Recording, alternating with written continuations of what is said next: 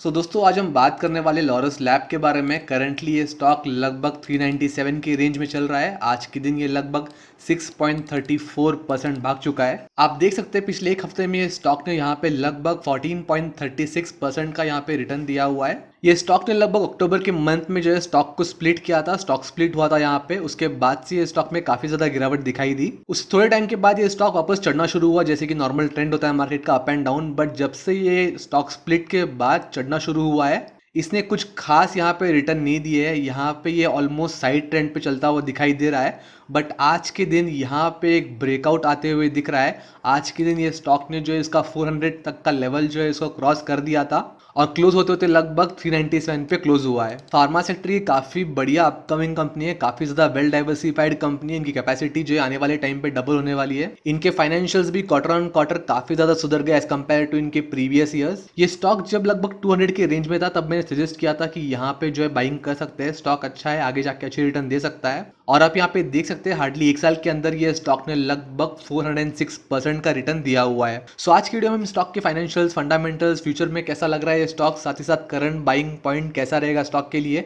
ये सारी चीजें हम देखने वाले हैं। अगर आप आज एनएसई पे इसे चेक करेंगे तो लगभग 32.65% का यहाँ पे डिलीवरी उठाया गया है। इतने कम डिलीवरी में भी स्टॉक काफी ज्यादा भाग गया आज के दिन। स्टॉक के वैल्यूएशन की बात करें तो सबसे पहले आप यहाँ पे देख सकते हैं रिटर्न ऑन कैपिटल एम्प्लॉयड लगभग 14.2% का आपको यहाँ पे दिखाई देगा। रिटर्न ऑन इक्विटी यहाँ पे आपको 15.4% का दिखाई देगा। काफी अच्छा रिटर्न यहाँ पे ये स्टॉक दे रहा है। जो भी पैसे इस पे लगा रहे हैं उसमें काफी अच्छा रिटर्न ये बना रहा है, काफी अच्छा बिजनेस यहाँ पे ग्रो कर रहे हैं। और ये जो नंबर आपको दिख रहे हैं 14 एंड 15%, ये आपको इस क्वार्टर रिजल्ट के बाद यानी Q4 के रिजल्ट के बाद और भी बढ़ते हुए दिखाई देंगे, बिकॉज इनके रिजल्ट काफ़ी अच्छे आने वाले हैं। इनके पास के कंपैरिजन में मार्केट ने ऑलरेडी इसे जो जजिंग कर लिया है, उसी वजह से आपको यहाँ पे प्राइस में स्पाइक दिख रहा है इनके रिजल्ट के आने के पहले ही। बुक वैल्यू की बात करें तो लगभग 40 रुपीज़ का बुक वैल्यू है। करंट प्राइस लगभग यहाँ पे 397 है, हम 400 पकड़ लेते हैं। सो स्टॉक का करंट प्राइस उसके बुक वैल्यू से लगभग 10 टाइम्स हायर आपको यहाँ पे दिखाई देगा। सो ऑब्वियसली यहाँ पे ये चीज़ इसे कॉस्टली बनाती है कि इसका जो बुक वैल्यू है उससे काफ़ी ज़्यादा करंट इसका प्राइस चल रहा है।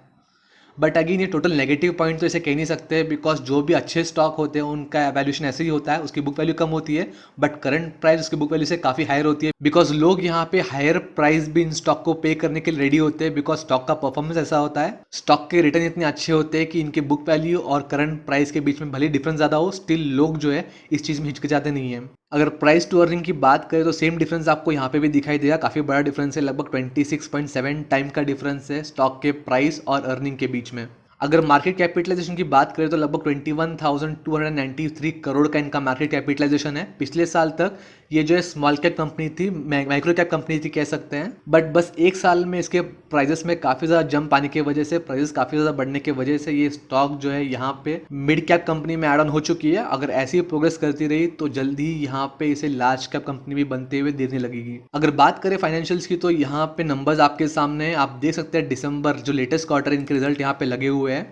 आप देख सकते हैं कंसिस्टेंटली इनका सेल जो है काफ़ी ज़्यादा बढ़ते जा रहा है। यहाँ पे अगर आप देखोगे जून 2020 को लगभग 974 करोड़ का इनका सेल था। सितंबर आते आते लगभग 1139 करोड़ हो गया और दिसंबर में तो इसने सितंबर को भी सरपास कर दिया, लगभग 1288 करोड़ का इसे सेल दिखाया हुआ है। अगर बात करें नेट प्रॉफिट की तो इक्विवेलेंट यहाँ पे आपको राइज दिखाई देगा, इक्विवेलेंट आपको यहाँ पे इजाफा दिखाई देगा। अगर बात करें Q1 की तो यहाँ पे इसने Q1 में काफ़ी बड़े नंबर्स यहाँ पे दिखाए थे, लगभग 110 करोड़ के। तो वहाँ से इस स्टॉक की रैली शुरू हुई है, वहाँ से स्टॉक ने जो है काफ़ी तेज़ पेस पकड़ना शुरू किया था। बिकॉज अगर आप पहले क्वार्टर में कंपेयर करोगे तो कभी भी इसने 100 करोड़ टच नहीं किया था। ये पहली बार था मार्च में जो इसने 110 करोड़ को क्रॉस कर दिया था और इसके बाद इसने इसके अगले 3 क्वार्टर में पलट के देखा नहीं है। जून के क्वार्टर में आप देख सकते हैं लगभग 172 करोड़ का प्रॉफिट है, वो बढ़ के यहाँ पे हुआ 242 करोड़ का। और जो लेटेस्ट क्वार्टर है यहाँ पे 273 करोड़ का प्रॉफिट हो चुका है। और अब हम वेट कर रहे हैं फाइनल क्वार्टर का, Q4 का 2021 के, और वहां पे हम एक्सपेक्ट कर सकते हैं कि इस नंबर को भी ये बीट अप कर देगा। 273 करोड़ से भी ज्यादा प्रॉफिट यहाँ पे ये बना सकता है। अगर प्रॉफिट फ्लैट रहता है 270 करोड़ के आसपास भी रहता है तो भी इनका जो एवरेज यहाँ पे ईयरली प्रॉफिट रहने वाला है इसके 4-5 साल के प्रॉफिट से भी ज्यादा रहने वाला है,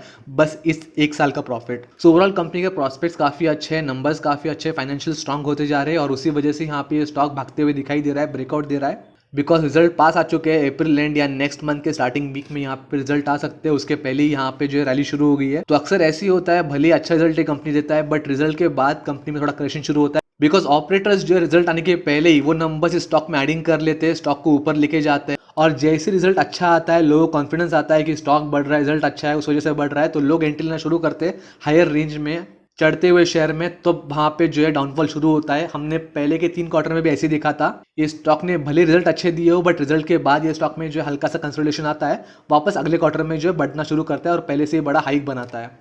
अगर बात करें बोरिंग्स की, तो आप देख सकते हैं बोरिंग कंपनी काफ़ी कम है, लगभग 932 करोड़ की यहाँ पे बोरिंग आपको दिखाई देगी। और इसके अगेंस्ट जो रिजर्व्स है आपको यहाँ पे डबल से भी ज़्यादा दिखाई देंगे, लगभग 2000 करोड़ की इनके पास रिजर्व्स है। और यहाँ पे आपको बोरिंग भी ये इतनी दिखाई दे रही है बिकॉज यहाँ पे ये लोग बिजनेस एक्सपेंशन के लिए ट्राई कर रहे हैं। बिजनेस एक्सपेंशन के लिए ऑलरेडी इन्होंने हैदराबाद वगैरह में काफ़ी ज़्यादा लैंड एक्वायर किया हुआ है, काफ़ी अलग बिजनेस को भी टेक ओवर किया हुआ है। सो इनकी प्रोडक्शन कैपेसिटी आपको आने वाले टाइम में यहाँ से डबल भी दिख सकती है। अगर बात करें कंपनी के प्रोज एंड कॉन्स की, तो सबसे पहला पॉजिटिव पॉइंट जो अभी तक मैंने आपके साथ डिस्कस किया हुआ है वो यही है कि कंपनी से एक्सपेक्टेड है कि आने वाले रिजल्ट जो है काफ़ी अच्छे देने वाले हैं, क्वार्टर रिजल्ट इनके बेहतर होने वाले हैं। अगर बात करें नेगेटिव पॉइंट्स की, तो नेगेटिव पॉइंट्स की लिस्ट लंबी है, बट अगेन ये पॉइंट्स आप कैसे कंसिडर करते हो, कैसे जजिंग करते हो, वो उस पर भी डिपेंड होगा कि आप ये स्टॉक को लेके क्या एक मेंटलिटी सेट करते हो। तो सबसे पहला नेगेटिव पॉइंट है, स्टॉक करंटली ट्रेड कर रहा है लगभग 10 टाइम्स उसके बुक वैल्यू के। तो ये मैंने आपको पहले ही बताया था, करंट बुक वैल्यू लगभग 40 रुपीज़ का और स्टॉक का प्राइस चल रहा है 400 रुपीज़ का, यानी कि 10 टाइम्स ज़्यादा करंट प्राइस है उसके बुक वैल्यू के। बट इसका रीज़न भी मैंने आपको पहले ही बताया था, अच्छा स्टॉक है, परफॉर्मिंग स्टॉक है, परफॉर्मिंग स्टॉक आपको महंगे ही मिलेंगे बिकॉज लोग रेडी रहते हैं अच्छे स्टॉक को जो है एक हायर रेंज में भी खरीदने के लिए। इसे अगर और इजी तरह समझना चाहे तो आप यहाँ पे ऐसे देख सकते हैं कि 2 ब्रांड है मोबाइल फ़ोन के, समझिएगा MI और एप्पल। MI का फ़ोन आपको मिलेगा लगभग 10,000 से लेकर 20,000 की रेंज में, एक नॉर्मल फ़ोन। उसी जगह अगर आप एप्पल का एक नॉर्मल फ़ोन देखिए, लगभग आपको 50,000 की रेंज तक मिल जाता है।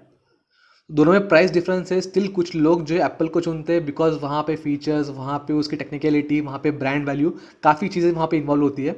तो वैसी चीज़ आप यहाँ पे कंसिडर कर सकते हो। स्टॉक हायर प्राइस पे रेंज कर रहा है, हायर प्राइस पे ट्रेड कर रहा है बिकॉज स्टॉक में ये वैल्यू है, स्टॉक में रिटर्न देने की कैपेसिटी है यहाँ पे। जो अगला पॉइंट है वो यहाँ पे ये है कि प्रमोटर ने अपनी होल्डिंग जो है लगभग 3.37% से जो है डिक्रीज कर दी है, कम कर दी है। और इस चीज़ को समझने के लिए मैं आपको करंट जो शेयर होल्डिंग है वो दिखाना चाहता हूँ। सो यहाँ पे आप कंपनी का करंटली जो शेयर होल्डिंग पैटर्न है वो देख सकते हो। रिटेलर्स के पास लगभग 47.73% की होल्डिंग है, सबसे हाईएस्ट होल्डिंग यहाँ पे रिटेलर्स और अदर पार्टी के पास है। फॉरेन इंस्टीट्यूशन लगभग 20% यहाँ पे होल्ड करते हैं, other domestic institution 1.17%, mutual fund के पास लगभग 2.41% का है।